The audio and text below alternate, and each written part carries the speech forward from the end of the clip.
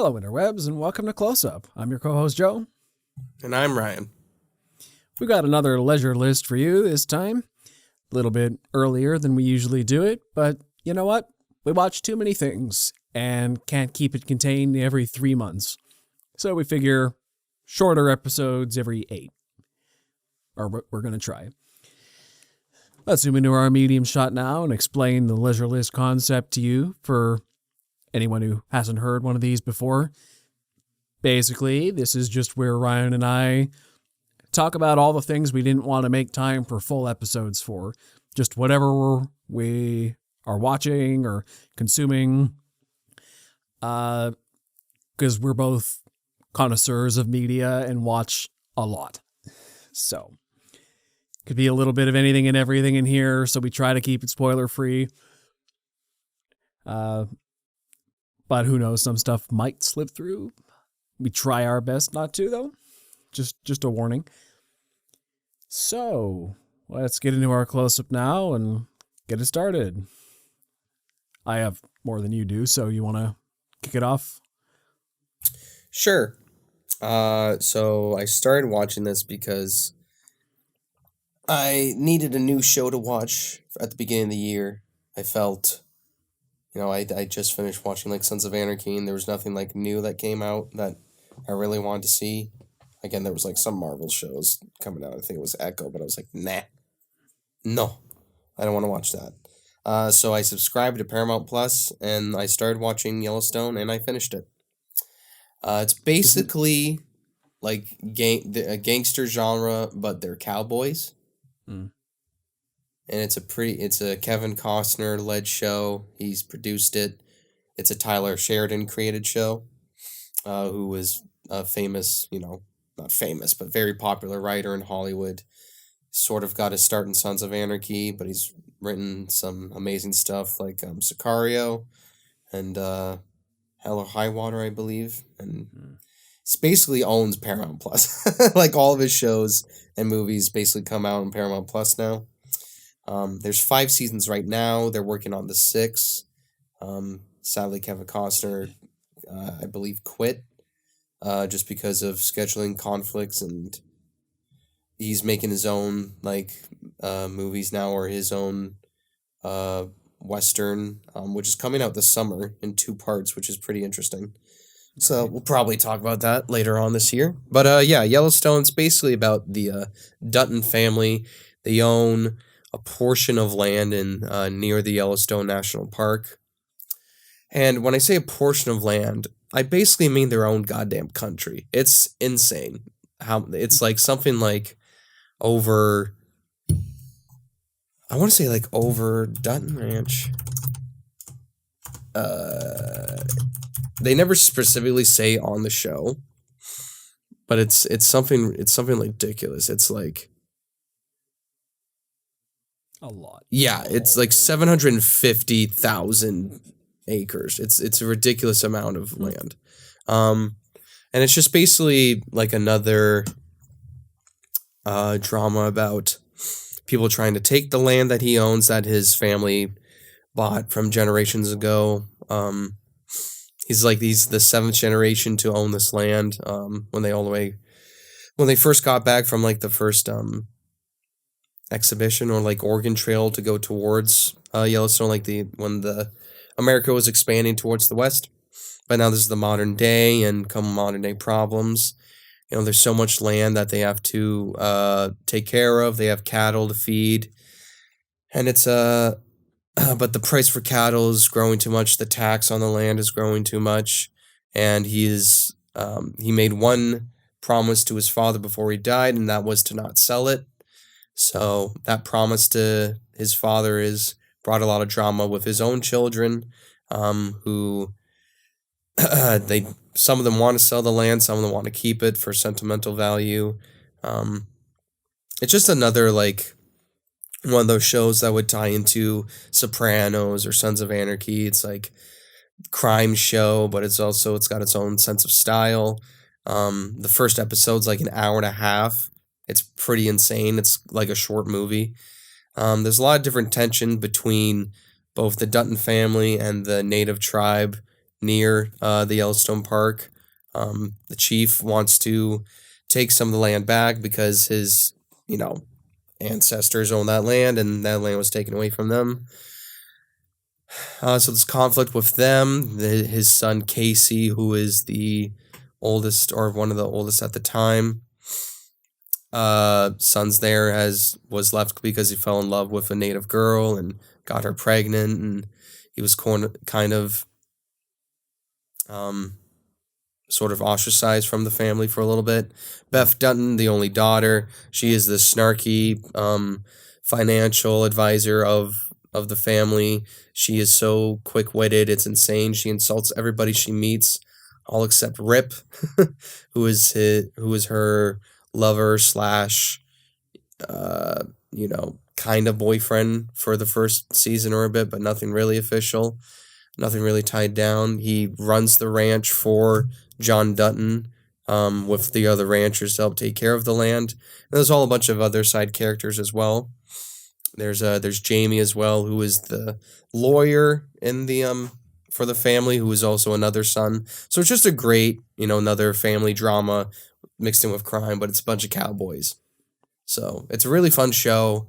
Is it overly dramatized? Yeah, but so is any of those shows, and it's a lot of fun to watch. Are you new characters come in. Spinoffs? I know there's a bunch of Yellowstone spinoffs. Yeah, there's a bunch. It will come up. Oh, okay. But yeah, I do plan on finishing all of them because I don't know what it is. I think Tyler Sheridan's writing has always been fantastic, and this is a passion project of his because he grew up in this culture, the cowboy culture, and I just think the writing's really good, the dialogue's really good. There's a lot of funny moments, and it's just a lot of fun. It's a good show. All right. So first up for me, who knows what evil lurks in the hearts of men? The Shadow knows. So, watch more of The Shadow with Orson Welles, some of the old radio dramas from 80 years ago. I notice a change as it goes. The villains are getting weirder, more maniacal and crazy. The plots are getting a little more sci-fi, mad scientists, that kind of thing. Before, they were more just run-of-the-mill gangsters, extortionists, mobsters, what have you. Now it's getting a bit more sci-fi and outlandish. There's like death rays and like Frankenstein kind of monsters, and there's a lot of crazy stuff happening on this show. It can get pretty dark sometimes, which is awesome. I like it. This is a pretty intense show on occasion, although you rarely feel the stakes a lot of times. But I noticed they were trying to change that as well. They started putting his main supporting character and love interest, Margot Lane, into more danger. Because before she kind of just, she did some rough things for the Shadow. She'd be kind of his spy on the inside. Because like the Shadow's powers are nobody can see him. He's a hypnotist, and he clouds people's minds so they can't see him there. So he's basically invisible, or makes himself invisible to other people. So people see her. So he kind of uses her as an agent that people can see. And now it's finally starting to get her into some more danger. So it makes the show more interesting. Like, oh, wow, you're putting someone in danger I actually care about. You're not just killing random characters. There's a lot of death in this show. Basically, all the villains die, always. It's always kind of funny to me how they talk about, when he's talking to criminals, like, well, I'm sure you've heard rumors in the underworld of somebody who scares all the criminals. And they're like, wow, you're the Shadow. I'm like, how does anyone hear those rumors? Everyone you face dies. So, yeah. But I guess he gets out there. He kind of works with the police commissioner. I'm forgetting his name now. Commissioner Weston. They're kind of a Batman Jim Gordon sort of relationship, where at first it was like, who are you? This shadow vigilante? I don't want no part of what you're doing. This is bad. We're the law. You're some vigilante, and I can't even see you. You're creepy. I don't want to do this. But then after the shadow has helped solve so many cases for him, he's kind of like Jim Gordon later on, where he's more reluctantly willing to work with him. Like, okay, well, I know the shadow gets results, and we're at a standstill, so we can't hurt to let him try. And nobody can see him anyway, so I've got deniability. Who knows if the shadow's interfering if he fails, because nobody can see him. So worst comes to worst, we have our cases solved, at the very least. A lot of, it's a 1930s show, so there's a lot of moralizing in there as well. But it's not super cheesy most of the time. Usually it's, the basic thing of the show is crime doesn't pay. At the very end of every single show, the shadow has a couple different lines he likes to say sometimes, but the very end is always, the weed of crime bears bitter fruit. Crime does not pay. The shadow knows. So that one you get basically at the end of every episode. But sometimes he has grand speeches about how wrong the villains were. And it's actually a pretty liberal show for its time in many ways. He tackles some social justice causes on occasion and makes a lot of political statements as well. Because it's on the brink of World War II, so you start seeing some more warlike stories crop up, some more foreign agents of nondescript origins that are messing with the United States, just things that they're trying to do, some foreign agents. So it's getting more interesting as it goes. Unfortunately, Orson Welles let the show around this point. I'm a couple episodes into the Bill Johnstone ones, and those are okay so far. Orson Welles played it a lot more mysterious. His Lamont Cranston is a lot more, I don't want to say bored, but he's kind of playful. He's like this bored billionaire who you can't ever really get a read on. He's nearly sociopathic in some ways. He's very hard to phase at all. But he's got personality. He's fun. He's a fun character. The writing's usually good. They're just decent pulp fiction crime stories. Some are better than others. Some are really tense and well written, and other ones I'm like, they're predictable. I know what's going to happen, but the audio quality is not great on most of them because they're 80 years old, but I'm still enjoying it. There's not a remastered yet? Not on the ones I'm listening to anyway. It's hard to fix them when they're so degraded, right? Yeah. Because back then, with a lot of these radio dramas, a good chunk of them didn't survive the war. Yeah. A lot of them sometimes the war effort reused the materials that they recorded these things on and just erased years worth of these dramas entirely. So like most of these dramas, there's stuff from the late 30s, there's stuff from the late 40s, but there's usually a period in the mid 40s where most of it's just missing. I'm not there yet, but yeah, most of the show doesn't even exist anymore. So the fact we have it preserved at all is pretty remarkable. Yeah, I remember one time in high school for like a history class, our teacher gave us like an old radio recorder. Yep. And modernized version of it, of course, not from like the 80s. Yeah. And we had to do like a quick radio thing, like radio script. Yep, I did Recorded that too. that and press play. And I remember vividly hitting play and just hearing the sound audio come out and just being like, what it sounded like it was recorded back in, the 30s or the 40s. Yeah. And just like, It was a weird feeling. I can't really actually describe it. that was actually my introduction to The Shadow. Was radio play unit in grade 10 drama. They played us an old episode of The Shadow as just to show us what audio dramas were all about at that time. And it always stuck with me, and I wanted to hear more of this show, so now I finally am. Many years later. Nice. All right. Next on my list is 1883. Told you to come back.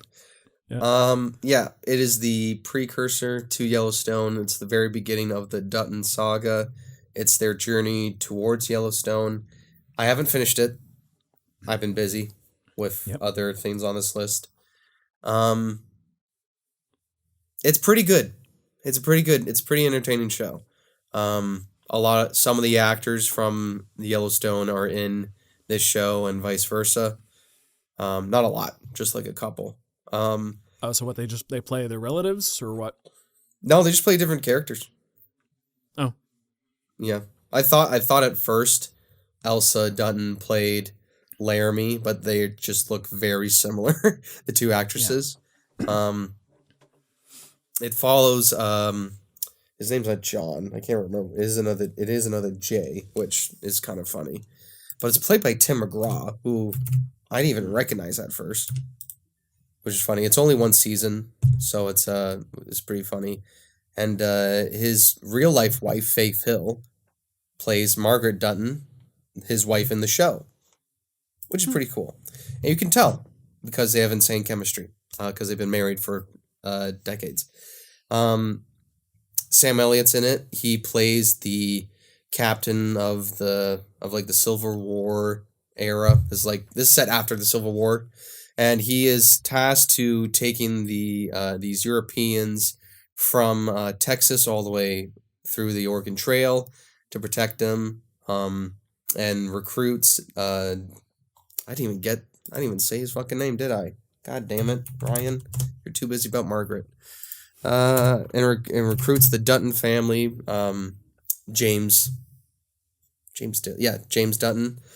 And his family, his daughter, and his two younger kids. Who Elsa Dutton is the main daughter, the oldest daughter, and she's kind of the main character of the show, which is interesting. But she's amazing. And she's experiencing freedom for the first time, especially on the trail. She starts to fall in love with some of the ranch hands. And I think I remember also later on, from what I've read, they run into, there's a Native American plot as well. This is also Tyler Sheridan, which is good to see. It's good to see him not shy away from the realities of what, the Great Migration from the South to the West was, and that involvement with the Native Americans and the conflict there. It's good to see that, because that's what happened. There's a lot of conflict because it was their land. Yeah. And we all took it. But anyway, it's a pretty good show. I just haven't finished it. I love all the characters. James Dutton is kind of this hard nose, to the ground, won't take shit from anybody. I mean, in the first episode, someone pickpockets him. And as he's running away, this is the Old West, by the way, and as he's running away, he takes out his pistol and shoots him in the back. So it's pretty hardcore. It's so far a great precursor to Yellowstone. I will finish it eventually. I'm about halfway through. And good show. Do these Yellowstone spin-offs, are they meant to stay for more than one season? Or is Yellowstone 1883 just a one-and-done season? Or is it going to go on for more? I know 1883 is a one-and-done season. From what I've seen and read about 1923, which I haven't started yet, there could be a second one. Yes. There could be a second. Yeah. There could be a second one for just based off of one storyline I've seen, but I don't know if that's been confirmed or denied yet because that just came out last year. Well, I guess if you said Kevin Costner's it's been renewed. Leaving, okay. It's been renewed, so. Because I guess if Kevin Costner's leaving the main show, they got to pivot into something else.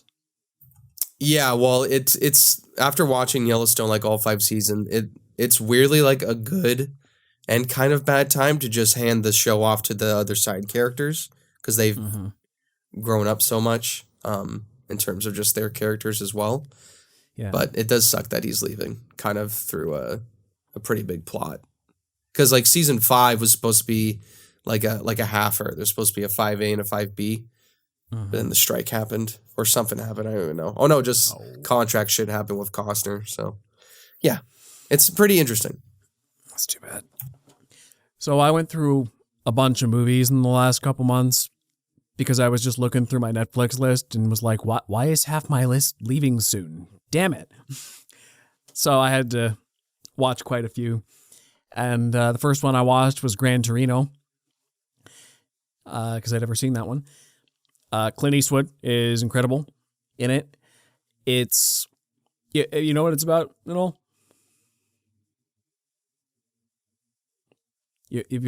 Sorry? You know what it's about at all? Gran Torino? Yeah. I've heard of it. I don't remember. Yeah. All right. So basically, he's this crotchety old man, Clint Eastwood, who's... Oh, yes. Sorry. I know this movie. Yes. Yeah. So he's living in this neighborhood that's starting to go downhill. He's been here forever, but he's a Korean War vet. And then the next door neighbor, the kid is getting picked on by this neighborhood gang who try to induct him by saying, "Hey, steal the old man's Gran Torino out of his garage." And he loves that car. He's had that car for 40 years. And so Clint Eastwood catches the kid stealing the car. And so he immediately takes a disliking to the kid once he figures out it's his next door neighbor, because he's already being racist towards these. I think they're Vietnamese, but he kind of just sees all Asians as the same because he fought them. He's got old war grievances. So then the family, they feel responsible that their son tried to steal the neighbor's Gran Torino. So they're like, you know what? We're going to make this up to you. We're making him work for you. So he's like your personal servant until he makes it up. And he's like, I don't want this. I really don't want this. And then because he's getting up in years, he kind of hits a point where there's some stuff that he can't do. And then he's like, I could get the neighbor kid to do it though, if they're going to make good on that offer. So then he sort of becomes a mentor to this kid and tries to keep him out of the gang life while the gangsters are messing around with the neighborhood. And it's a pretty inspiring story, personally. The main idea, I think, is it's never too late to change who you are. Because once again, he's this old prick. Even his family doesn't like him, and he doesn't even really like his family that much. The movie starts with him and his grandkids who are like spoiled pricks, and you know the granddaughter's like, "Hey, can I have your car when you die?" You know, like they're just that kind of family, no respect whatsoever. But then he actually has a good relationship with the next door family and like the son and the daughter, and he's like, "Oh, like you're really smart kids with a lot of potential, and I see more of myself in you than my own family." And they kind of turn him into a less bitter human being. Oh yeah, I forgot to mention, the whole thing happens right after his wife died. So he's in an extra bad headspace at the start because his family sucks and his wife just died. And there's also this priest in town, because the wife was super religious, who's like, "Okay, well, your wife made me promise that I'd get you to a confessional at some point." So the priest is bugging him. The family next door is really trying to get into his life as well, and he's kind of starting to let people into his life as it goes. But the threat of the gangsters in the neighborhood just keeps growing. So what I liked about it is that, like I said, it's kind of inspiring in that, okay, well, you may be who you are for so long, but you can still change. But I also kind of like it because everyone around him is kind of passive about problems. They kind of, and I even see that with our generation too. just like even this movie was from 2008, so people were like that as well, where they're like, they kind of wait for everybody else to fix their problems. But Clint Eastwood's character comes from a generation of, you see a problem, you fix it. You, like, don't wait for the cops to fix the gangster problem. Don't wait for, anyone to fix up your neighborhood. You see something needs done, you just do it. So, and that's kind of the wisdom he imparts on the kids as well. It's not like, don't wait for other people to solve your problems. Learn new skills, push yourself, and just do things that need doing. So, yeah, it's a good movie with good lessons. A lot of racism though. A lot of casual racism. A lot of racism. But you know what? I'll give the movie credit in that it's equal opportunity racism. He's just as racist to his white European friends as he is to the next door Asian neighbors. Racism is like his love language in a weird way.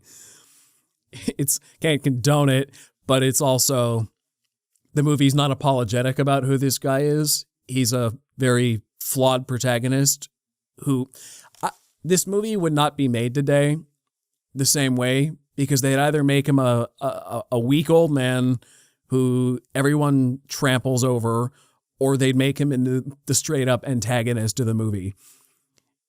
As opposed to what we got, where he's this strong character of an old man from a different generation who you kind of look on like, you're racist and a little bit insufferable sometimes, but you got a lot of good wisdom to impart. So let's listen to that bit and maybe leave the rest aside. But it doesn't. He's a fully well-rounded character. Everyone in that movie is. It's very well written, and it's a good story.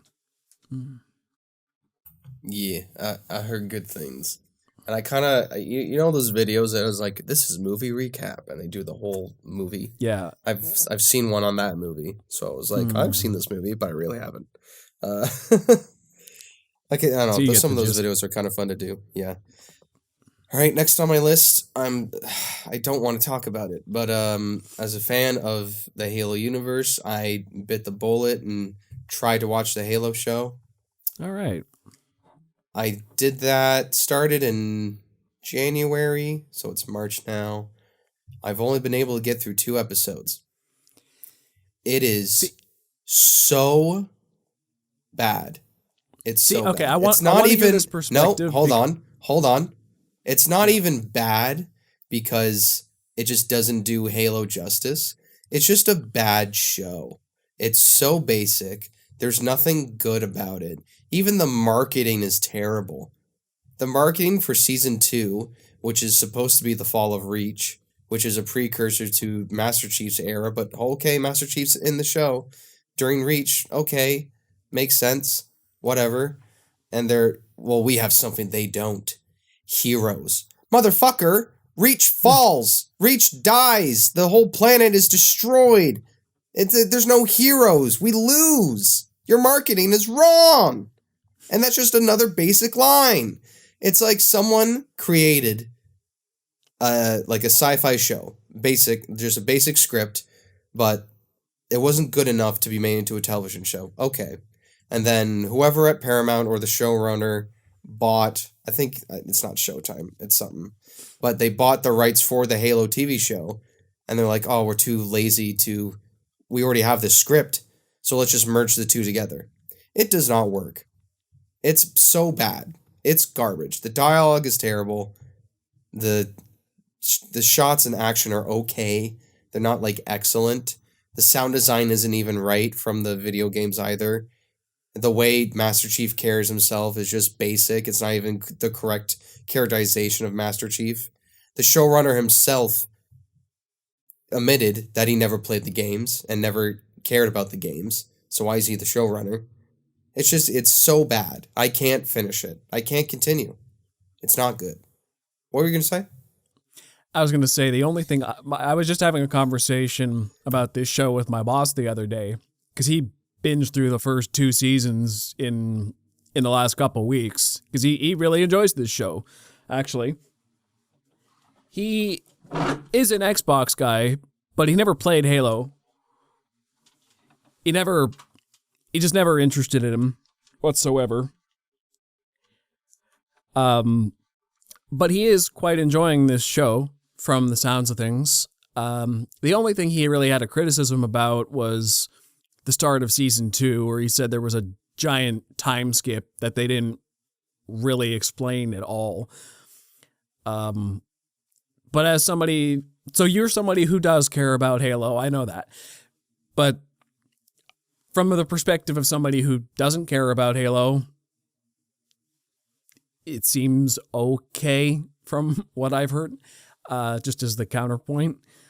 All I'll say is I know how Witcher fans feel. Yeah. That's all I'll say. Yeah. I'm not saying it's a good adaptation. I've heard it's a garbage adaptation. But I'm just saying you might be letting that color your view of the show in general. Maybe it is basic. I don't know. But may not be an objectively garbage show, just an objectively garbage adaptation. No, it's objectively garbage. I will say that through and through. Some of the stuff makes no sense. It's just like, why are we following this fucking kid from a different planet that Master Chief needed to kill in the first place for like half of season 1? We don't care about these characters. Just show us Master Chief. It's all about Master Chief.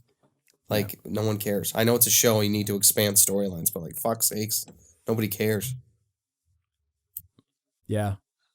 I can't comment much more on that. Haven't seen it. Don't plan to see it. It's not even that like they get some things wrong from the games. They get everything wrong. Everything is not correct. Nothing is the same. Like, for some reason, the military is evil. Halsey's young and hot now. Dr. Halsey.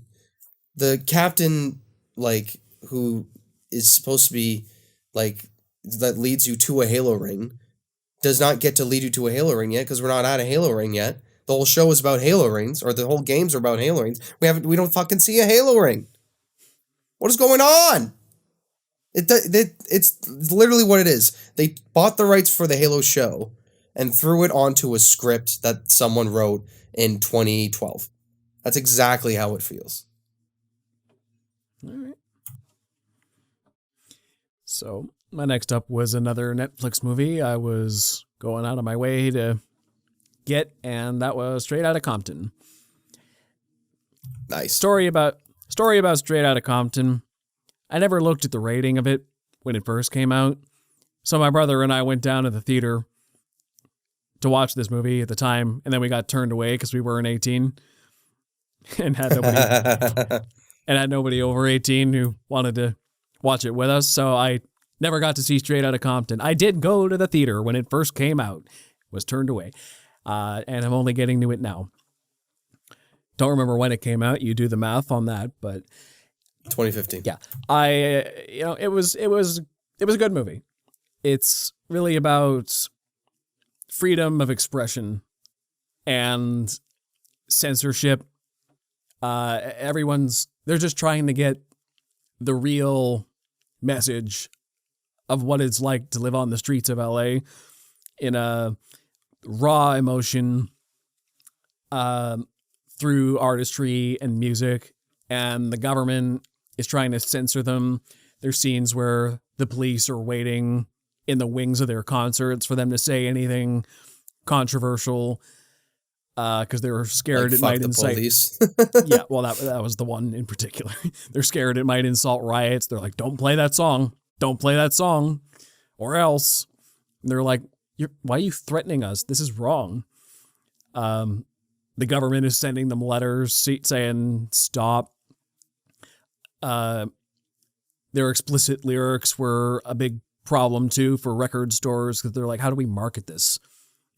This is, we're not used to such raunchy language being front and center on these albums that are actually selling well. Is like, should kids be listening to this? Like, there was a big controversy at the time, but it's all about these guys who are just trying to get their message out there and not be held back by the establishment. Because at first they're singing more about, oh, well, it's the cops keeping us down. They're profiling us for no good reason. They're, they're abusive and oppressive and we're living in a police state and let's get these feelings out. And the interesting thing is that it keeps going. The further up they get, it's like, oh, well, now it's not just the neighborhood police trying to beat us down. It's the government. It's the U.S. government, the FBI. It doesn't stop. It's just like they get up in the world and now it's just a different level of government that's trying to bring us down. So the movie's about freedom of expression. But I also like the kind of rivalries within the group as well, about how they manage things differently. Like, the manager is kind of taking advantage of Eazy-E and trying to bring him up to be a great solo star. And Ice Cube and Dre are like, okay, like what's going on here? Like this is a group effort and you're kind of getting promoted front and center here. So what's going on there? And there starts to get these fractures within the group based on the business dealings as well, because they're not used to that much money flowing in. They just did it for the artistry. But now they have all this business to contend with as well. Rights issues for the songs and whatnot. And it starts getting kind of ugly there. Very interesting. Acting is great in it as well. I didn't know anything about NWA, but I came to respect them, their contributions to the music industry. I'm not big on their music still. Gangster rap isn't really my thing, but I respect it for what it was. And what I will say about it is that I'll still listen to NWA over modern rap, because modern rap, from what I hear, I'm definitely going to be generalizing here, but I feel like what NWA did 30 years ago was groundbreaking, and it hasn't really changed since. They're still doing the same thing that NWA paved the way for and never really switched it up. So I can respect the Trailblazers. And yeah, that's straight out of Compton. Yeah, good movie. I remember watching an unrated version of this movie with my family for the first time, because my family likes to watch R-rated movies together for no reason. Yeah, good movie. O.C. Jackson Jr. did a great job. Ice Cube's son. Yeah. Played Ice Cube in the movie. Paul Giamatti, great. Yeah, great movie.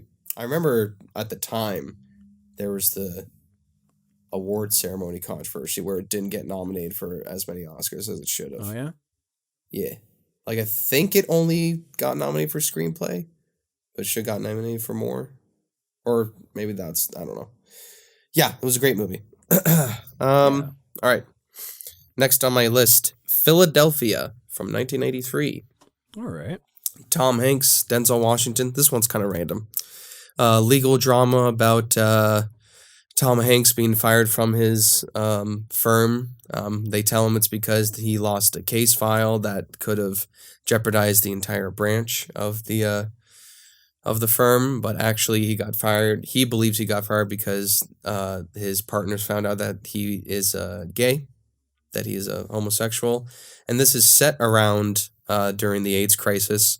It's made in 93, so very much AIDS is still a part of America at the time and still a crisis at the time. This is a groundbreaking film for the time of just showing that, AIDS is a problem, but it's not or the prejudice against AIDS and the prejudice against gay people at the time too.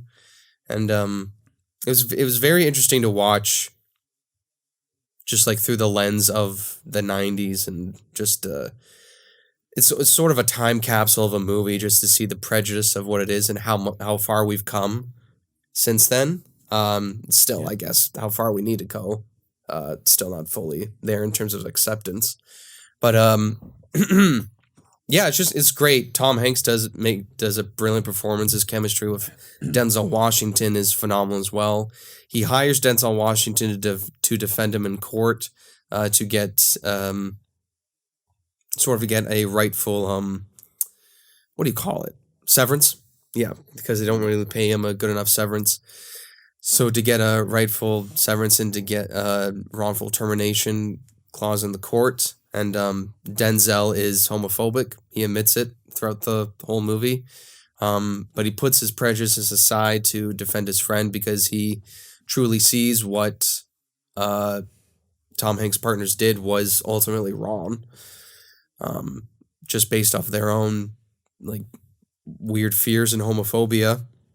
Yeah. It's a good movie. It's a good legal drama, and it's a good time capsule of what the AIDS crisis was at the time. I think everybody should watch it. I have seen it, but it was long time ago. I don't remember much about it, except that in broad strokes. And I remember that one joke. What do you call 1,000 lawyers chained to the bottom of the sea? A good start. Yeah, that's a good joke. Yeah. Well, I read The English Patient by Michael Ondanje. Sorry, I mispronounced your name. It's a Canadian novel about World War II. Made into an Oscar-winning movie, which I watched many, many years ago and didn't enjoy. Maybe because I had those preconceived notions, Seinfeld ingrained in my mind, that it was a boring movie. I should probably give it a rewatch. The book is really good. The entire thing is basically set around this Italian villa where there's a couple characters. There's Hannah is the main character. She's this nurse from Toronto who's looking after this English patient who this place used to be a place for the nurses, and everybody abandoned the place. But because this guy was so injured he can't be moved, she's got to look after him. And she volunteers to stay.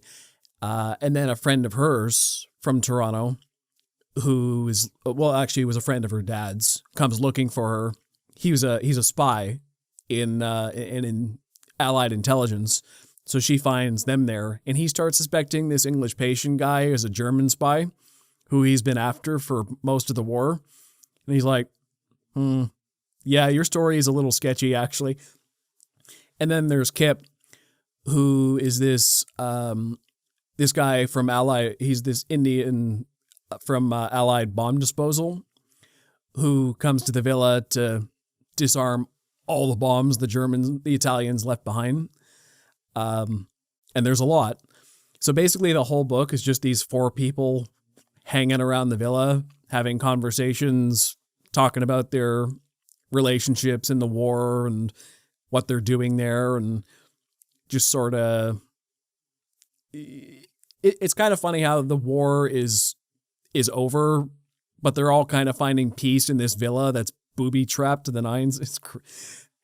But it's very tense at the same time because there's a lot of scenes where Kip, the bomb disposal guy, is going out and disarming bombs, and every one he disarms could be the one that blows him up and kills him. Or even just going anywhere around this villa, you don't know what's going to trap you. Like there's one scene where she's playing the piano, where Hannah's playing the piano, and he's like, yeah, I've seen bombs left in pianos and stuff before too. Like they did everything they could to make sure that people would blow up if they came back. So they're like, yeah, there could be bombs in the frickin' pianos. It could be anything, anywhere. Like I think even or in the metronomes or something. So that's one of my favorite things about this novel is all the detailed explorations of bomb disposal units. It really gave me an appreciation for what they go through and the artistry behind their jobs, just as a craft. That's my main takeaway. Bomb disposal units are incredible. It's a great snapshot of a time and place. Just these couple people in this Italian villa who are just kind of stuck here together by circumstance and their jobs, but end up forming bonds together. It's just kind of a chill vibe. Beautiful descriptions. The language is just pleasing to read. I understand the hype. Oh yeah, and there's also a lot of great descriptions about the desert. And so yeah, those are the two things. Maybe to appreciate bomb disposal and just the desert, just the beauty of the desert as a concept. Nice. Yeah. I don't know much about that one. Well, you can watch the movie. Sure. I just looked it up. It's 2 hours and 47 minutes. I ain't got time for that. I'm just kidding. Was it a Best Picture winner? It won Best Picture, right? I think so. Yeah. I think it did. Yeah, it's the one with Ralph Fiennes, right? Yeah. I think so. I think so. I got to give it a rewatch now. Next on my list, it's technically one movie. Kill Bill Volume 1 and 2. I did a bit of a Tarantino rewatch recently. Started with these movies, and I love Kill Bill. I don't know what it is. I just love the character of the bride, how it's shot, and I love how part 1 is basically a setup for who she is as a character, but also to take on like the first threat. And oh geez, it's been a while since I watched it, but to fight Lucy Liu's character and that whole fight scene near the end, but just also just a nice. It's like Tarantino's version of like an action movie, and I love the character of the bride, just a nice like female-led action hero. The action's great, sword fighting's amazing. I think everybody should watch it. Is it bloody as hell? Yeah. But there's also so much love letters to different types of film. There's like a great anime bit in Volume 1. Volume 2, there's a lot of training, but there's a lot of characterization and scenes with Bill himself, David Carradine. He's and great the dialogue when he again. shows up. Yeah. The dialogue is phenomenal, as it always is in Tarantino films. There's really not much I can say about Tarantino films besides that they were fantastic. I disagree with Bill's interpretation of Superman, but besides that, I mean, you're not really supposed to agree with Bill on everything, but yeah. He's right to an extent. Yeah. He's not really an alien. He is one of us. He is human. What the part I disagree with is Bill's assertion that the Clark Kent persona is, because that's how he sees humanity, is bumbling and weak. Oh, this is his reflection of what he sees of us. Like, no. I mean, yeah, Clark Kent is a mask, but it's more just an act. Because he's trying to differentiate. Like, really, Superman is a mask too. Kal-El is the real character. Mm-hmm. There's Superman, there's Clark, and then there's Kal-El, who's the real. Yeah. And then there's Crypto. No, I'm just kidding. The Super Dog. DC League of Super Pets is underrated. Go watch it. No. Just in general. It's a good cartoon. Next up is another Netflix movie I tried to binge through, The Big Short.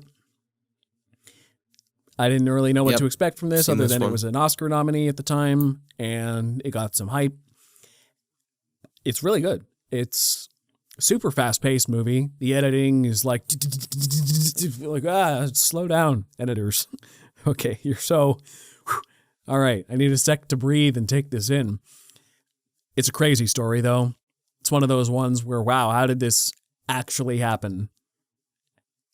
How did these guys screw over the world just by investments? It's really messed up.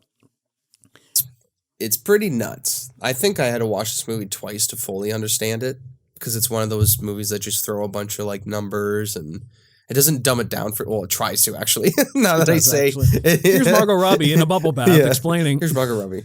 Here's Selena Gomez and Anthony Bourdain. Yeah. I just realized, it does try to dumb it down. It's like a little complicated, and then they try to dumb it down for you, but it's still just like, how the fuck did they do this? Like, it doesn't make any sense still when you think about it, but that's how fucked it was back in the day. Back in the day, 2008. We're old. Yeah. Even the aftermath is even more messed up. Yeah.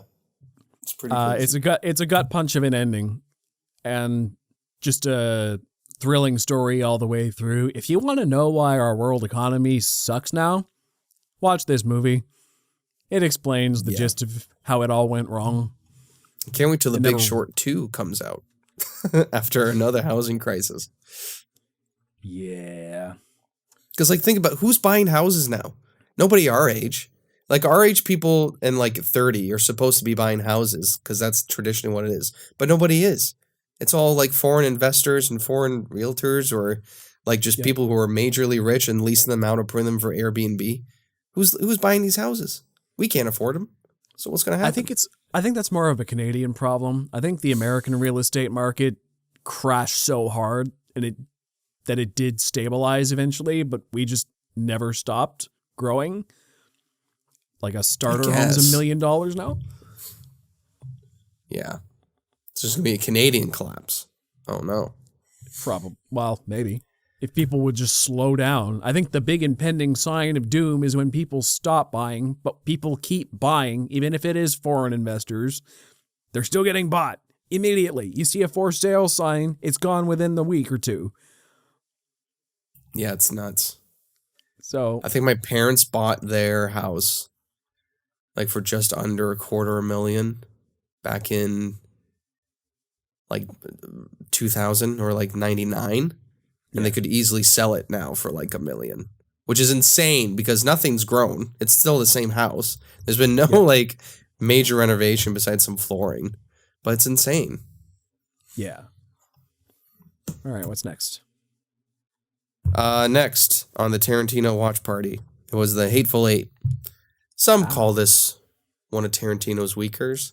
I say it's one of his better ones because I love the fact that it's beautifully shot on film. The setting's great. It's all basically taken into one cabin. It's like a play on screen, and I love that. All the characters are great. Samuel L. Jackson led. Should have been nominated for an Oscar. Just a nice little sort of mystery story of who can you trust in this haberdashery. It's a bunch of bounty hunters locked up in a cabin together. They got a they got a bounty with them, a woman who is her bond or her wanted poster. She's set for like $10,000, so that's a lot of money back in the day. And it's all about who can you trust and are any of these people working with her? And it's all about this mystery here and there. Samuel L. Jackson's fantastic. The guy, what's his face from The Thing? What's his name? Kurt Russell. He's fantastic as well as this bounty hunter, as the main bounty hunter guy. Walton Goggins, super underrated actor. He's phenomenal in everything. Everybody should watch it for just some fantastic dialogue, some great dark humor. I think it's a great Tarantino movie. I don't think it's a lesser. I wasn't a fan personally, but I'm also not that hung up on Tarantino as a filmmaker. I respect him, but I'm not. I can see why people don't like it, but I loved it.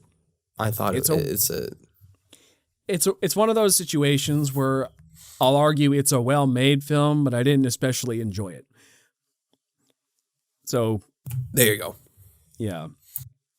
Next up for me is another Netflix one I was trying to get to. There's a lot of these. Heat, which was spectacular. Al Pacino, Robert De Niro. How can you go wrong with those two? So most of the movie is a mix of their business and personal lives.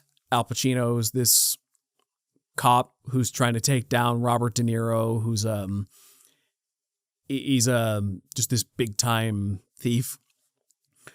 And Robert De Niro is trying to fend off Al Pacino and try to deal with the fallout from this one crime that went very, very wrong at the start of the movie, where they want him, like the people he stole from want him dead now. Now Pacino's going after him. And it's just these two guys. They're back and forth, as their personal lives crumble around them, and it's this cat and mouse game where both sides are equal, which I think is pretty impressive, because most crime movies either focus on the cop or focus on the villain, but this one gives them just about equal time to shine. It really makes you respect both these guys and what they do. Because Robert De Niro, he's a criminal, but he's not that bad a guy. He's willing to do some bad things. It's like, well, if it's, they killed all the guys in the armored truck at the beginning. He wasn't the first shot, though. It was just the idiot who they had with them shot one of the cops, and they're like, oh, well, we got to finish the job. No witnesses now. Like, if we killed one, we got to kill them all. But he wasn't planning on killing anybody. He looks after his guys.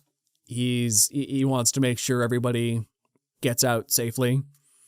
And Al Pacino, his personal life is a complete mess, but he's got a good set of morals on him. He's one of those guys who's so obsessed with his job that being a cop is very important to him. Even though he sees a lot of messed up things, he's very emotionally damaged from the job. He's all about making the world a safer place by any means necessary. And the film's best scene, I've heard a million times. The only thing I ever heard about Heat before watching the movie was the scene in the diner, and man, does it live up to the hype. It's even better than I thought it could be, really. Not to overplay it too much, but just it kind of finally breaks the tension between these two. It's like, well, I haven't caught you doing anything so bad that I have to arrest you yet. So like Al Pacino just pulls Robert De Niro over on the side of the highway and he's like, hey, let's get coffee. Yeah. It's a great scene. I think that's also the first time, besides Godfather Part 2, that they've been in the same film together, or the first time that they've been together on screen.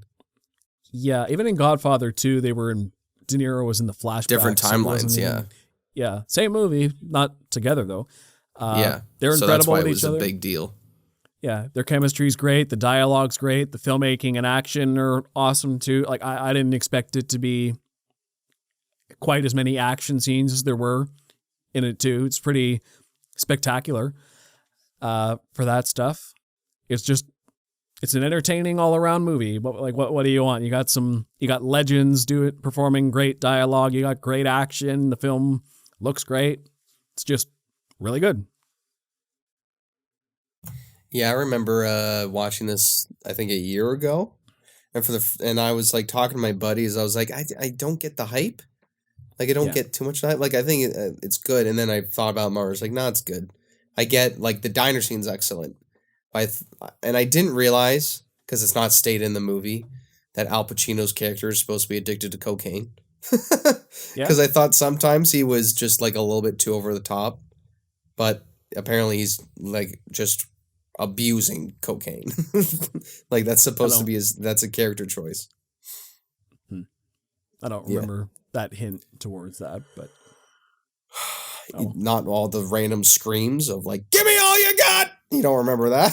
Like well, that's just Al Pacino. That's him on crack. Anyway. Oh, I thought you meant the character. You meant just Al Pacino. No, the character. Oh, the character. I'm not saying, yeah. I mean, I don't know. Al Pacino could be on crack. Who knows? Maybe. Leave the man alone. Anyway, to round out the Tarantino watch party, I did his first big one, Reservoir Dogs. It's a good one. Yeah, classic. People still say it's his best. It's not anymore. It's up there though. It's a good, again, like locked in one place type movie, but shown like flashbacks of the bank heist. It's all these it's a bank heist movie. You got all these different criminals. You're showing their backstories here and there, and everybody's trying to figure out who's the rat, who ratted them out. And it's a great little, just nice tension piece. You got so many great up and coming stars at the time. Tim Roth, Steve Buscemi, the others. Everybody's great in it. It's such fun dialogue. Me and what is it? 8, maybe 9 other classmates in college did the first scene in Reservoir Dogs for our class one time. We weren't even assigned it. We just did it as fun. It was a good time. Yeah. A long so scene. it is a long scene. It was a fun scene to do. But yeah. I quite enjoy Reservoir Dogs. I said before I'm not huge on Tarantino, but I really like Reservoir Dogs. Yeah, it's a good one. Simple, it's one of those ones effective. It's the simplicity of it that I like. Most of it's set in this warehouse, and it's, well, who's the rat?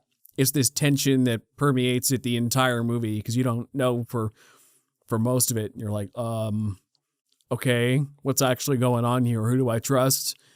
And I like how you get snippets of the backstory as it goes.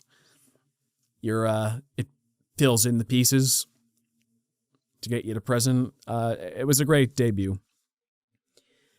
Next up, on my road to the Oscars, I watched Anatomy of a Fall, because that was one of the ones I hadn't seen yet. It can be slow in parts, but the filmmaking it's refreshing, because it's kind of like Dune, that the editing lets scenes breathe. It just kind of hangs on people's reactions. During dialogue scenes, you get to understand what they're thinking, even if they're not speaking. Because the film isn't trying, like, so what it is, in a nutshell, is there's this woman, her husband, and their blind son. Blind son goes out for a walk just after the dad's clearly pissing the mom off. Son comes back, and the dad's dead. Fallen out a window. Okay, was it suicide? Was it murder? We don't know. But his mom gets accused of murdering her husband. So the first half of the movie is an investigation. The police are taking notes and they're doing their investigation. And the second half of the movie is a court drama of laying out all the evidence. Everybody makes their arguments. And the thing about Anatomy of a Fall is that there is no definitive answer. There is a verdict, but the film doesn't tell you what actually happened. It uses the process of the investigation and the court case to let you come to your own determination, as if you were a jury member. Did she do it or did she not? That's up to you, really. You can say what happened was just or unjust in the end, but you don't know for sure. And I guess it's kind of like a jury in real life. You never really know for 100%. You just listen to the arguments, lay it out as best you can, and make the best possible determination. I really liked the acting because it was pretty down to earth. They didn't feel like characters. They just felt like people. It was interesting. Unlike most movies I watched that way. The courtroom scenes were riveting, very theatrical in that way, but also grounded. It's just a very thought-provoking movie. Just a story you get it hooked into and want to see how it plays out. And I understand why it was nominated for Oscars. It was very, very well done. Nice. Won the original screenplay Oscar. So that's good. I was originally rooting for The Holdovers. And then I saw Anatomy of a Fall one, and I'm like, I accept this. I'm still a little upset, but I accept this. But Holdovers did win for supporting actress. So yes, which she was the best one in that category. Yeah, Devon Joy Randolph deserved it. Not Jodie Foster. I'm just kidding. She's won one before. Anyway, next on my list is A Few Good Men. I saw a clip of it on YouTube, and I was like, you know what? I'm getting into 4K media. I don't have a personal one a personal, like, physical copy of my favorite movie of all time. I should get it. And then I watched it. It's still my favorite movie of all time. It's great legal drama. Tom Cruise, Jack Nicholson, Demi Moore, all fantastic. Again, I've talked about this before. It's about this Marine who accidentally gets murdered because these two other Marines in his company do a hazing on him, and he accidentally dies. So now Tom Cruise is hired to defend the two people who murdered the murdered the kid, or the other Marine. But the whole defense is, hey, we were ordered to do this hazing. We just didn't do this out of complete spite. And it's another legal drama. It's a classic one. It's the "you can't handle the truth" speech from Jack Nicholson. On 4K, it looks beautiful. It looks insane. It's almost like they kind of shot it today, but not really. It still kind of keeps that old film look to it, which I personally am happy with. Still a great film, written by Aaron Sorkin. It's based off the play he actually wrote. And love this movie. Everyone should see it. It's when Tom Cruise did more acting roles instead of action roles. But hey.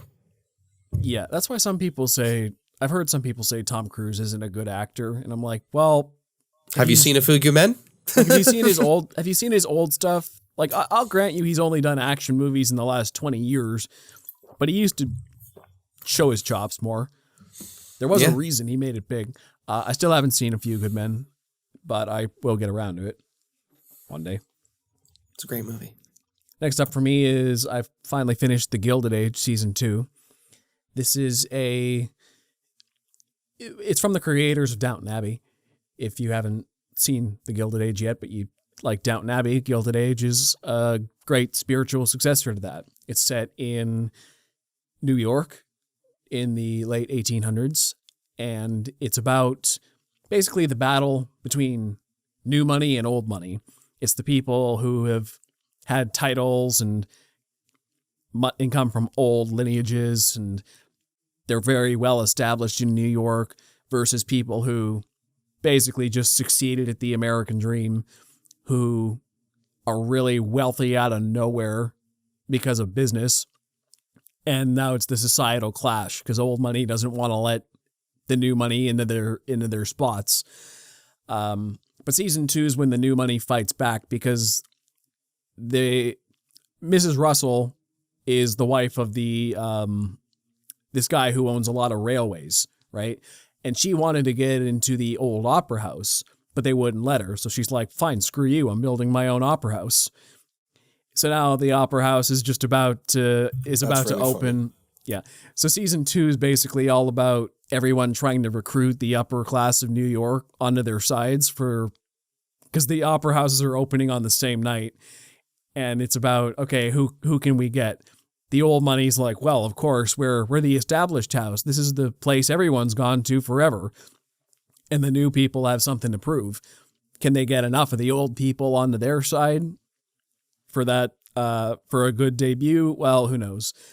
And besides that, we have a lot of romance subplots, and there's also stuff of the times as well to flesh out the world more. Like, one of my favorite stories this year was Jack, the one of the servants. He is trying to fix his alarm clock, and that's it. Like, sounds small stakes on paper, but it's really interesting that he's one of these guys who believes in the American dream, that he can become successful, and he sees something wrong with his alarm clock, and he's like, oh, well, if I work hard enough, maybe I can actually fix that, make it consistent, because all alarm clocks in this era don't really work. Maybe I can make this work. Or you have characters like, I had somebody else in mind. Like, okay, so there's the guy who runs the railways, right? This year he's dealing with a union issue. Some of the first unions crop up and start interfering with his business. So now he's got to figure out how to deal with them. His son is working alongside the people who built the Brooklyn Bridge, and he's kind of overseeing the people who are overseeing the construction of that. So there's all these different storylines going on set in the era. It fleshes out Gilded Age New York very well. You understand what life was like for the elites and the servants as well. There's also a really powerful story where Peggy, she's this black woman who works at she works for the Van Ryns, who are one of the rich families, but she also works part-time as a reporter at this black-owned newspaper in New York. And she ends up taking a trip down south because as a freed woman from the North, she does experience some prejudice, but she never knew how bad the South really was till she went down there. And all her parents are like, "Don't do it. That's a bad idea. Don't go down there." So she kind of sees what the South is like firsthand. So there's a lot of interesting stories from around that time. Bunch of different kinds of people centered around New York and Rhode Island mostly. But it's a good picture of the time and place. And just good storytelling. Nice. Okay, so I finally completed my Greta Gerwig trilogy and watched Little Women. How do I put this? I should have watched this when this first came out. This was a great movie. Yep. Yeah. It's not even just like about the story itself, just the way it's shot from past to present is really well done. I love how the past, like the childhood, is shot in all like orange colors and bright, happy days and whatnot, just to show the beauty of childhood. And then you get to the present, it's cold, it's almost all in blue. It's eerily sad in some parts, but also just it's beautifully well done. The stories are great, the characters are amazing. Florence Pugh does an excellent job. I think she's the best in the movie in terms of showing the difference of her childhood self to her adult self, because I think she fully commits to playing the child version of her more than some of the others.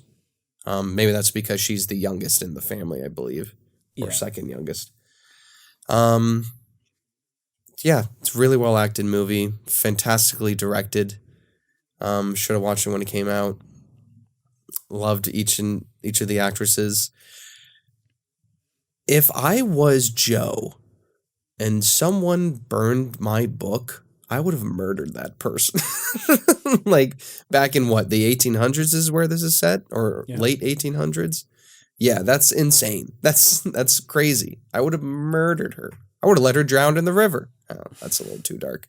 But yeah, it's just a great movie about, sisterhood and these women growing up in this time and I love Florence Pugh's monologue about marriage being an economical situation for women at that time. It's just a really smart movie. And I think Greta Gerwig is one of my favorite directors now. She's very consistent, for sure. I love Little Women when I first saw it. It's been a while, so I'm not remembering it in too great of detail, but it's a great coming of age story. All the girls go through their own unique journeys, and I remember liking them all, to see how they differed. It's a really emotional story. It'll give you the feels for sure. It really, stirs your emotions very well. It's a great movie. Next up for me is Echo. I know you said you're like, well, I could watch this, but I'm not. I watched it because the only reason I'm at this point with Marvel now where they have to sell me, I'm not just going to watch it because it's Marvel. Echo sold me based on its marketing and also the promise of Charlie Cox and Vincent D'Onofrio. Charlie Cox was only in it for 5 minutes in the first episode as Daredevil. Great scene, though. Vincent D'Onofrio was in it more. Not as much as I thought he would be, though. Which, whatever. The show is about Echo. It started strong, but didn't need to be 5 episodes. Like there was maybe a movie length plot in here, but yeah, it's funny because usually they drag it out to 6 episodes for these Marvel miniseries, but even 5 was too long. Didn't overstay its welcome. Seems like to be the case with all these like streaming shows, especially with Disney. It's like movie length stuff. Just make it a movie on like Disney Plus. I feel like it's cheaper or around the same money. Werewolf by Night's a great example. Yeah. That was a one-off movie-length special. Yeah. So, yeah, it dragged it out, but didn't overstay its welcome as much as other ones. Everyone's acting was good. The action was solid. And the exploration of native culture felt refreshing and different. Just because of how much focus was placed on it. Basically everyone in the cast is native, and it's really all about their culture. Which tribe was it about now? I'm forgetting. It was started with a C. Choctaw. Yeah, Choctaw Nation. Yeah, so it was all about them. I'm pretty sure they even used a lot of their language in the show as well. What I thought was fascinating about Echo as a character was I don't think she had a single line of dialogue in the whole show. Her entire character was shown through action, or she communicated through sign language exclusively. So I think that they made her a really interesting lead character because you understand everything about her by what she does. And I think she's a great protagonist, and I'd like to see more of her going forward. They did a really good job, if nothing else, at selling me on her. So, yeah, it was solid. And the lore is cool. I liked it. It wasn't spectacular, but it was good in most of the ways that count. Nice. I'm probably not going to see it. And that's fine. You're not really missing anything, but it's entertaining if you're just looking for something to watch. If you're bored. Next on my list is funny because I tried to watch this movie when it first came out on the day that they say they would on streaming. But for some reason, only the trailer was popping up. Mm-hmm. And I was like, Paramount Plus, fix your shit. And then the next day I checked again and it was working. So I watched the movie that night, and it was Mean Girls 2024, the musical hit sensation that came out early in January that I thought we were going to do a commentary track on, but neither one of us saw it in theaters. But it's skipped fine. Out on all movies for a couple months there. We did. We were a bit busy, and that's fine. So this is the musical adaptation of the Broadway adaptation of the original movie in 2004. Confusing. Sure. I know. I get it. It's a lot of fun, as an adaptation of like what I just said. It's a fun watch. They borrow a lot from the movie, obviously, and of the stage musical. I heard from some sources from friends who know the Broadway that they cut out a few songs, especially the Aaron Samuels character, which kind of sucks. Like you cast like a gorgeous looking human and you're not going to let him sing. Boo. However, they did cast the lead actress who can't sing Broadway songs, but other than that, she's okay. I will give her she's able to carry a tune. She just can't, I don't think she couldn't perform the Broadway of it, like the very high end, super high note stuff. And, or it could have been a director choice to have her sing and be a little more muted, low key, more muted, more down notes. But I feel like it's a mixture of both. But Renee Rapp as Regina George. I mean, she played her in the musical back in 2019. She kills it. She's phenomenal. She's amazing. Her voice is insanely powerful. Watch the World Burn is probably the best musical piece in that movie. If you're looking for a fun musical to watch, just a fun time, sort of a reimagining of the original Mean Girls, I'd say watch it. It doesn't shit on it. It doesn't shit on the original. I had a lot of fun. Most of the jokes are pretty good. It's another version of it. Janice is played by Moana. It's kind of funny. That way she's good in it. And yeah, it's even not even like in your face with like modern jokes, or they don't even do like modern jokes like social media or whatever. It's pretty similar to the original in some parts. A lot of things are line for line, so it's a lot of fun. I had fun with it. Good. I wouldn't say it's bad. It's pretty great. It's for what it's trying to do. I'm sure I'll see it eventually, but not anytime soon. So next up for me is Chuck Season 3. I was pretty pissed off at this season at the start, because Season 2 basically had the perfect ending, and then Chuck Season 3 blows it all up immediately. Like, oh, okay.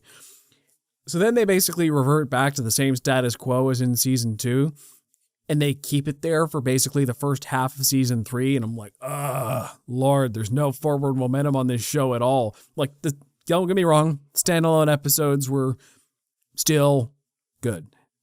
Even really good. They're very entertaining episode by episode, but the overall story pissed me off for half the season.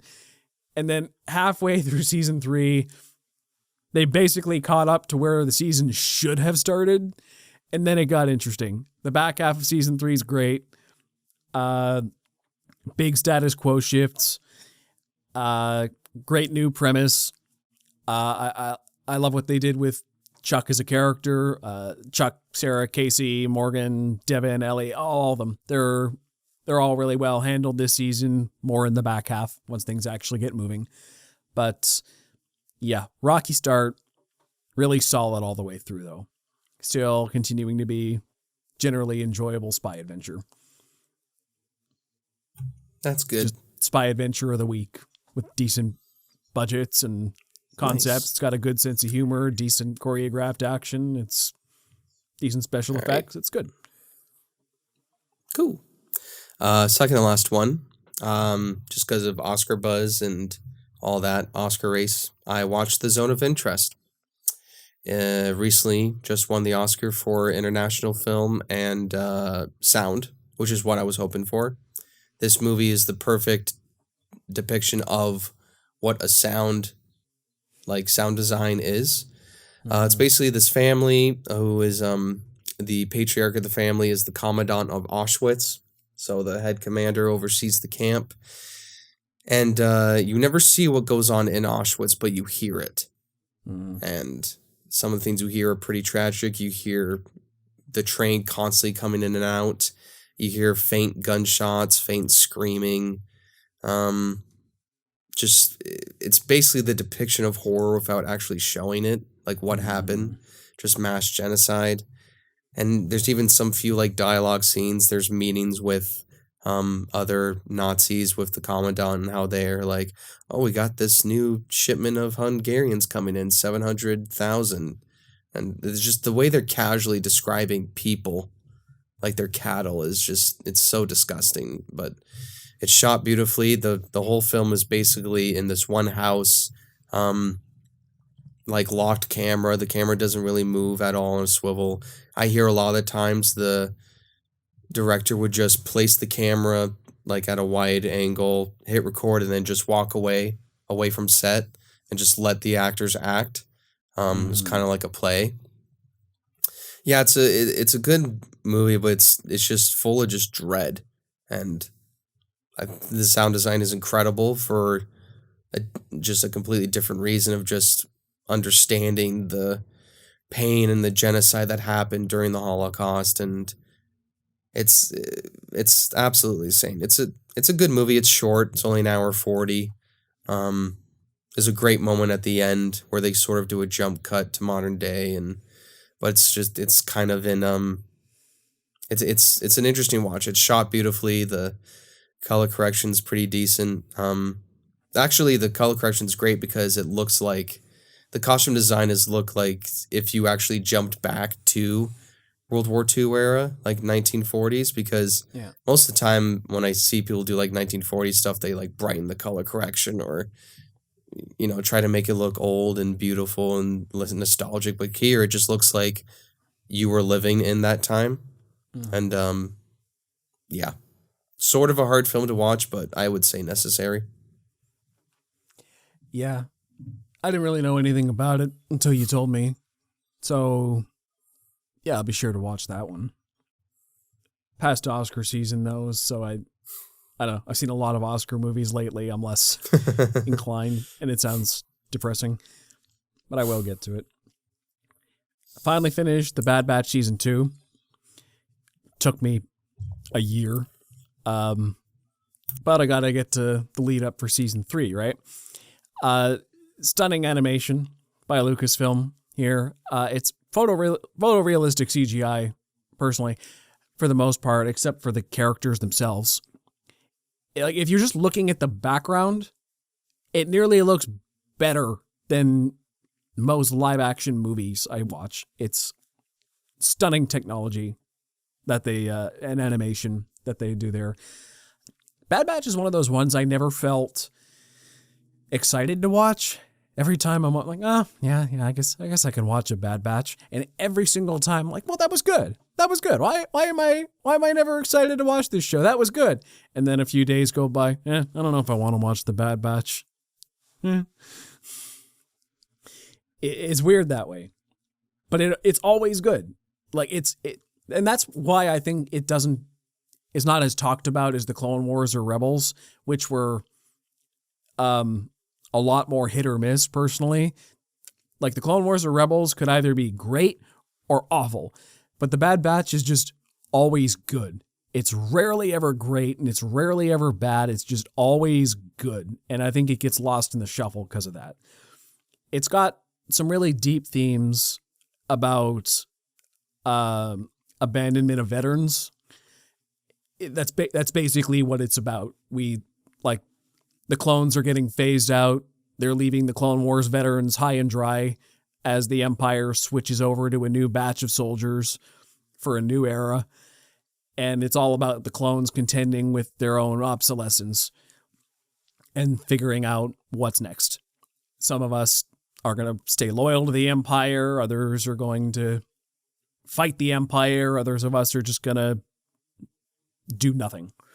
But it's what's their place and what's the place of clones in this new world. They face a deep mistrust everywhere they go. They don't know who they can lean on, so they don't really stay anywhere for very long. People screw them over constantly, and they only really have each other.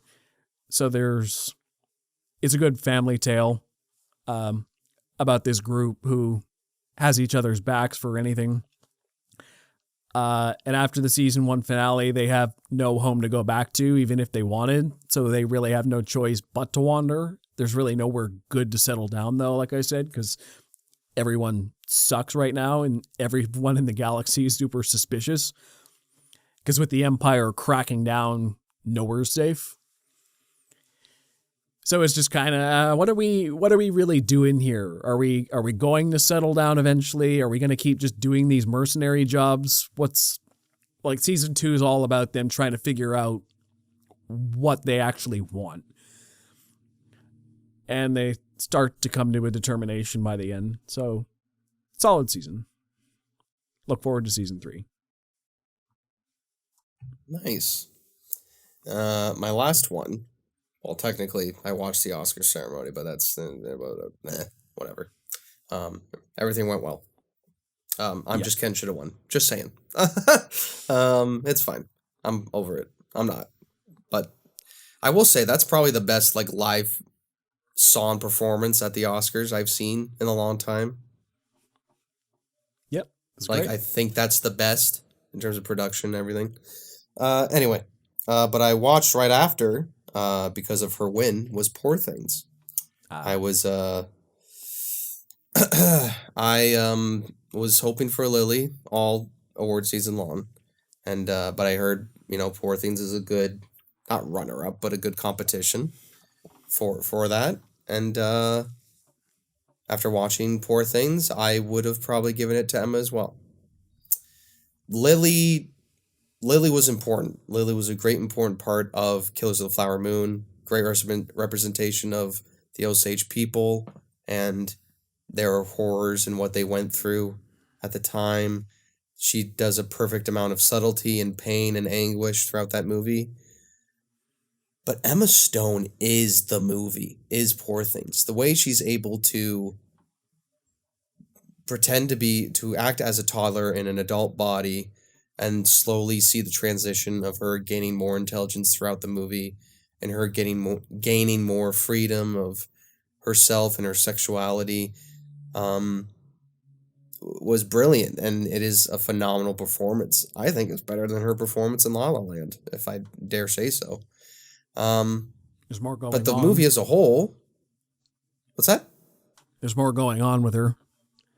Yeah. She's got, well, it's like you said, she has to be this toddler who grows up and becomes a person, and we see every stage of her evolution as a human being. But she also has to feel like a consistent character going on this journey too.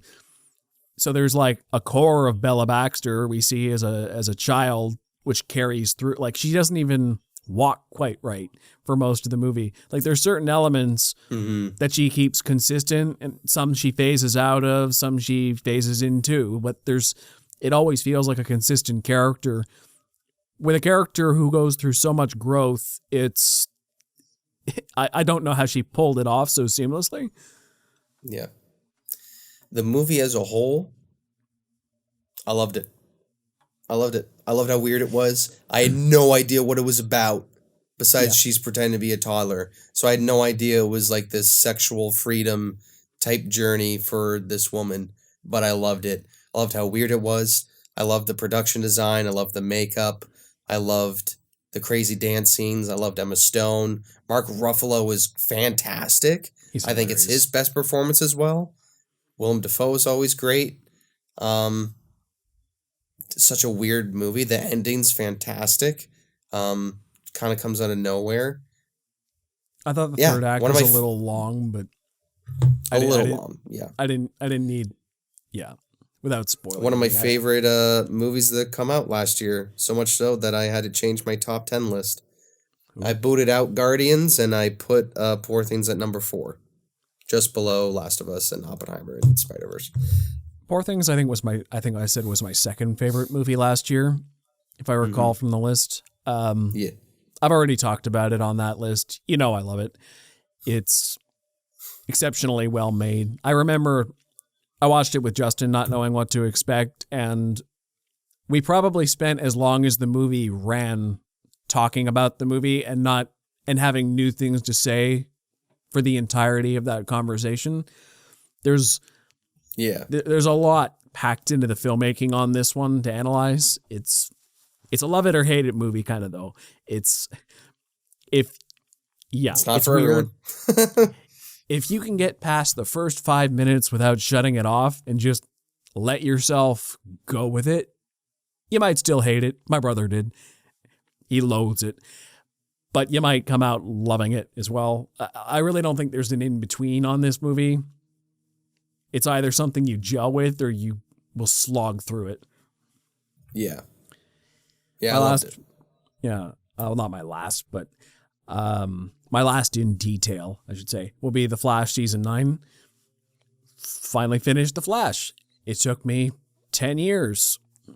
Started basically right from the start, back in 2014.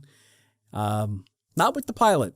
Funny enough, I've been watching The Flash all these years, and I never watched the pilot till yesterday. After I finished the show, I went, because somehow I missed it. I guess I was busy the day the pilot aired, and I hopped on The Flash with episode 2 and kept on with it ever since. And I just somehow never got around to seeing the pilot. And I'm like, you know That's what? strange. I watched the finale. Let's see the pilot. Screw it. Let's do it. That'll be the last episode of The Flash I watch, which is good pilot. But season 9, you can tell how far the show had deteriorated. Looking at the pilot to season 9 back to back, there's many big differences. Season 9, I will say, the lowest The Flash ever got personally was season 7. Season 8 was a step up from that. Season 9, maybe a little bit worse than season 8. The beginning was great. You can tell they got new cameras. The cinematography looks better than ever. It looks great. The action's still good. The special effects work. I feel like the stunt performances on these shows are unsung oftentimes, but just the way you see bodies crash through things, the wire work, the special effects, all still really good. It's not the parts you hear people talk about with these shows. People just like to bitch about the melodrama of it all. But you know what? It's a superhero soap opera. I watch real soap operas, so for better or for worse, I know the shtick, and they're my superhero soap operas. These Arrowverse shows, and I enjoy The Flash with all its flaws, and for what it's worth, season 9's better written than it was a couple years ago. The dialogue's ever so slightly less cringy. The story moves along a little better. The episodes on the whole are decently entertaining. One of the biggest problems with it is just that Barry Allen is barely in it for large stretches. By season 9, it's barely his show anymore. It's all the new supporting cast that came around season 6 that basically take over the show, because most of the old characters are gone or seriously diminished. And I will say everything that happened with Keone was bull. I don't like how they sidestepped Caitlin and just brought her in as a new character. Like, no. Like, Danielle Panabaker's great, but it feels so weird that she's just playing this new character in season 9 for the whole season. I'm like, well, this feels strange. Not that Keone is a bad character, but Keone's fine. It's just I'd rather have seen Caitlin or Frost in the last season there. What I will say, though, is season 9 was worth it for 2 of the episodes in it that paid off a lot of the drama from the last 9 years, and even the Arrowverse as a whole. The show ended about 3 episodes too late, mind you. The finale is no good. It's super rushed, and it's bad. It's very bad. The 2 before it are just mediocre. The 4th to last one should have been the series finale. It's like, it pays off everything that happened from the pilot with Barry's story so spectacularly. That was a great ending. And then they did a few more episodes. But if you count that as the ending, it was great. So that's funny. Yeah, I've never touched a CW DC show, so I want to do a Joe Explains the Arrowverse at some point, but you don't have to. I'm just kidding. We need content. And I've seen content. I've seen too many of those shows not to talk about them. Well, you're through your list, but I still have more. So this is how we're going to change leisure lists, because I always watch way too much. So we figured we're going to go 1 for 1, and then I'll just rattle off the rest I'm watching. Just a couple comments on each. So I finished this book called A Flash of Green by John D. McDonald. It's I don't even really know what you classify it as. I guess it's a political thriller, sort of. Basically, it's about this group that wants to develop in Florida, that wants to develop a plot of land, like this bay area. And so it's about the people who want to develop the bay versus the people who want to save the bay for the community.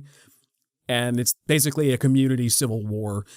Everybody starts blackmailing each other and tearing the community apart over this bay issue.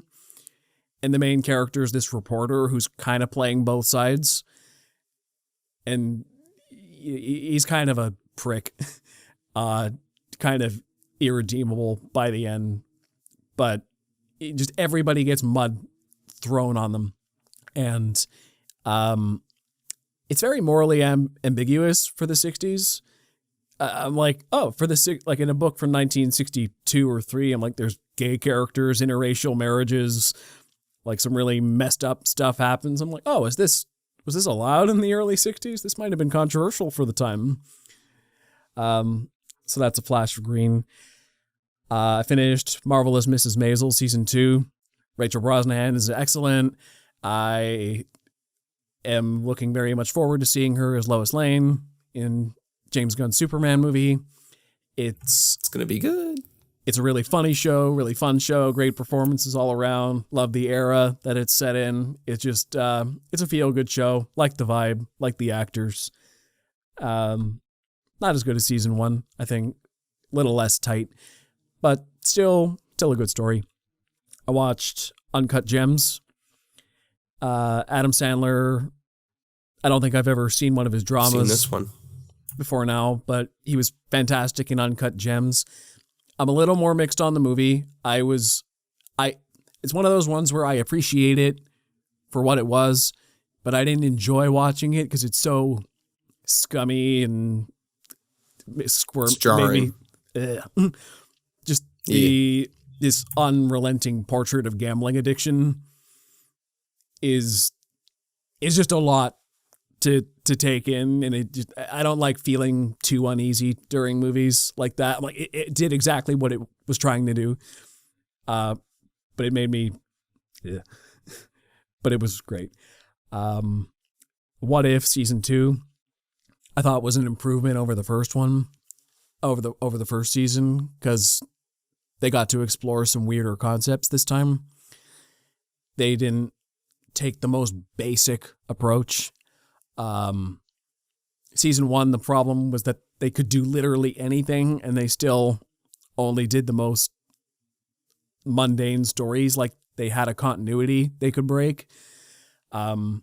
Season 2 uses Captain Carter way too much. She's clearly the show's main character now, but I'm like, why are you still doing main characters and overarching plot lines? Just stick with the standalone episodes. Those are better. Those are actually decent. I've been listening to more audio dramas. I've been listening to Golden Age Radio, The Adventures of Superman, more Bud Collier's Exceptional as Superman. My favorite is listening to the scenes where he transitions his voice from Clark Kent to Superman within a couple sentences, and just the vocal acting is stellar on that show. He really does the duality so well.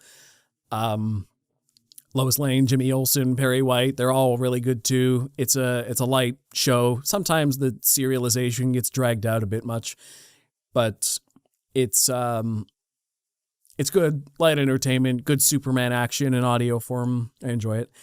I've been listening to more Critical Role arcs. I'm nearly at the 50th episode. Everyone's developing nicely. The world is fleshed out really well. The role play, the banter is the most fun. I start to tune out a bit during the combat scenes sometimes, for most of them, but I always love the banter between the actors. The only one who doesn't really get fleshed out much is Pike, and that's mostly because she's not there most of the time. Ashley Johnson was busy for most of this period of Critical Role, so Pike's barely in the show, which I hope to see more of her later. She was making some stuff. Yeah. But it's still good, still entertaining. I think the only other one who feels a little underdeveloped right now is Vex, which Laura Bailey plays her great, but she kind of just feels like hasn't really had a story of her own yet. Everybody else has got things happening with them, but Vex is kind of just along for the ride right now. So I want to see more of her. I read this poetry book, Dream of No One But Myself by David Bradford. Basically what this one is it's a loose series of unconnected poems that mainly revolve around the theme of his crappy childhood. Really, some of them are interesting and thought-provoking. Other ones I couldn't make much sense of, because the poems are written in strange forms. Like, I can show you, like, some of them are just pictures. Other ones, like I really like this one with the, like, some of the words are bolded. So when you read it through once, it's a story, but then you can just read the bolded words and get a different interpretation. Like, there's a lot of interesting ways like that, just based on the text. Some even pictorial poetry as well, that you get, kind of get a story just by looking at pictures. I watched Rush Hour 2. It's a light, funny action comedy with Jackie Chan and Chris Tucker. It's great action sequences, well shot, well choreographed. It's a little skeevy and male gazy sometimes. You can feel that early 2000s kind of vibe in there. So it hasn't aged perfectly, but it's a fun movie on the whole. Just good entertainment. Watched The Simpsons season 11. The last episode was the only one I thought was spectacular, behind the laughter, because it showed a great self-awareness about the show's gradual devolution, where they basically just made fun of themselves for the last couple of years and all the most controversial episodes. So that was great. The show is deteriorating, but at least they have some gaffes of greatness. I still laugh every episode. I read Wonder Woman, The Four Horsemen by Steve Orlando, Jesus Marino, and Vincent Cifuentes. This one is basically about Paula von Gunther, who was a Wonder Woman villain from the 1940s. She was a Nazi back then, not now. They kind of updated her story for the modern day. She's basically pissed off. She's from a lineage of Valkyries who were slaughtered by the Amazonians.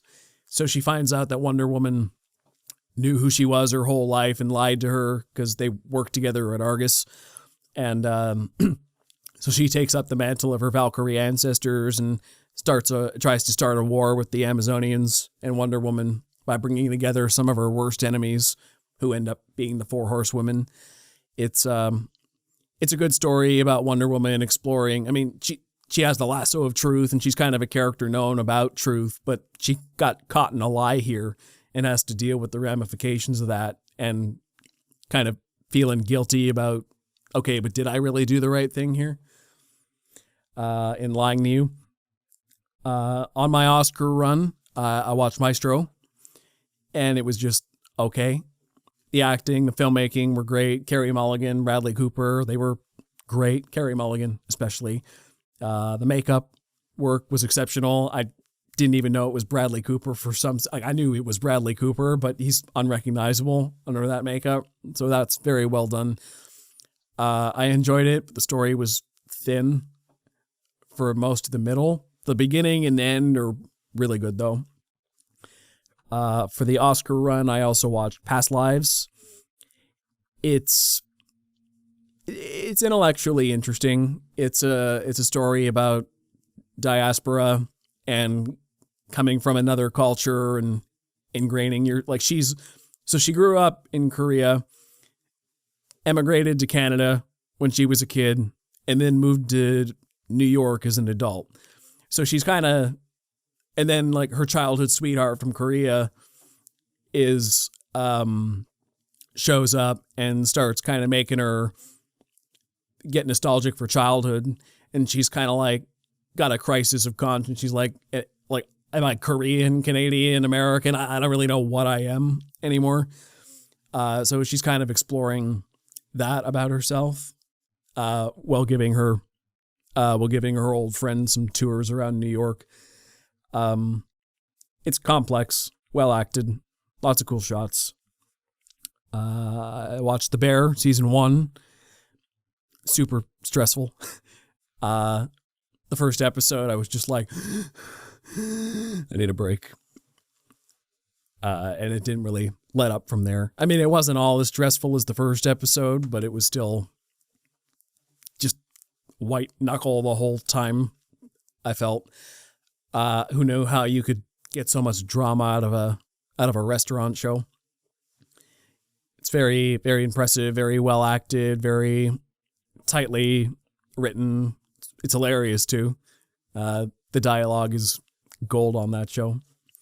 Looking forward to season 2. I did another audio drama called Ronstadt, which starred Rhett and Link. I first heard about the show more back when I watched Good Mythical Morning. I haven't watched for a while now, but it's been on my list for a while. I'm like, oh yeah, I should watch the audio drama they did. and it was really good. The characters were all super interesting. The lore of this magical world, that there's only a certain abundance of magic in the world that's kind of being drained out, and there's these shadow monsters that are starting to shift the balance. And Ronstadt is this amnesiac guy with another character living in his brain who's just discovering this world of magic. Yeah, you're blinking because it's weird, and it is. But it's really good. It's quirky, funny, just cool. The only reason I don't recommend it more is because it ends on a cliffhanger and never got picked up again.